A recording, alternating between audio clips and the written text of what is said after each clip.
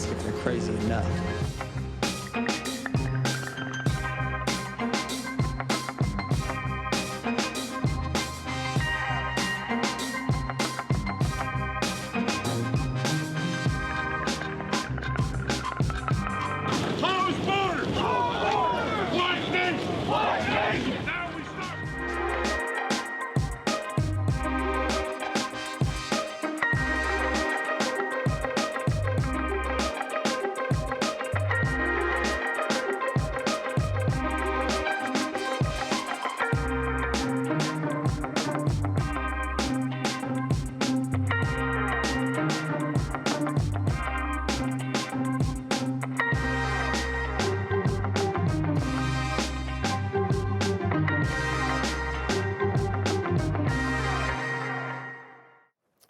Let's get more on this now with Declan Ahern in London. He's Associate Director at the independent business valuation consultancy, Brand Finance.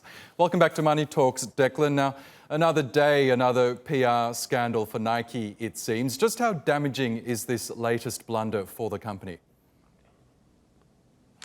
Well, I don't necessarily think it's that damaging at all, to be honest. And you are correct, they have been in the headlines of recent times, particularly around Colin Kaepernick. But I checked this morning and their share price is up significantly. Their market cap is up about 4 billion. And year on year, according to our rankings, their brand value has increased over 15%. So I don't necessarily think it's all doom and gloom for Nike. Okay, now, as the Wall Street Journal first reported, the pressure to pull this shoe range from the shelves came from American NFL player Colin Kaepernick, who's also one of the faces of Nike. Do you think the company did the right thing by shelving those plans? I do think so, and I think it was the smart move. They obviously ran, the widespread campaign last year involving Colin Kaepernick and a range of other athletes around just doing it and standing for something no matter what you stand to lose. And it would be a little bit hypocritical of them if they ran with these shoes, given the comments that Colin Kaepernick made the other day. Now, as we know, Nike's decision has also sparked outrage among conservative commentators in the US, as well as some prominent US politicians like Ted Cruz, who's calling for a boycott of Nike products. What do you make of that reaction? How damaging is that for Nike? It could potentially be extremely damaging. I think they obviously have a lot of value at risk here. The question is, what is the demographic that Nike are looking at selling their products to? I know after the campaign they ran last year with Colin Kaepernick, the sales increased over 31% in one single month. So they gained a huge amount of success through that similar campaign. I could potentially see some short-term downsides, amongst the Conservative Party in the US. There are calls to withdraw funds from Nike, around some of their factories, for example. But I think they are more focused on building long-term brand loyalty around a key demographic of their audience. And long-term brand loyalty results in longevity and long-term profits and sales for the company. We're also aware of the saying that any publicity is good publicity. Do you think that's the case in this example here? Potentially. So at Brand Finance, we've done research and word of mouth and buzz is extremely important. Having said that, you want your word of mouth and buzz to be positive sentiment from people speaking about your brand.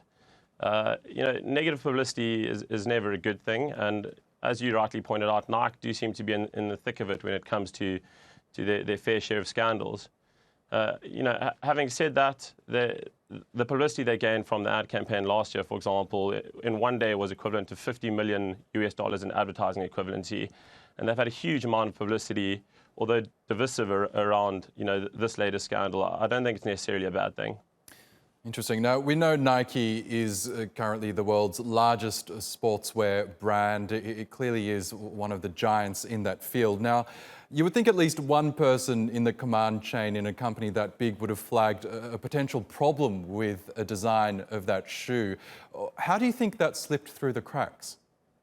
Look, obviously it's a massive global operation, and they've got designers designing a range of products, innovating every day.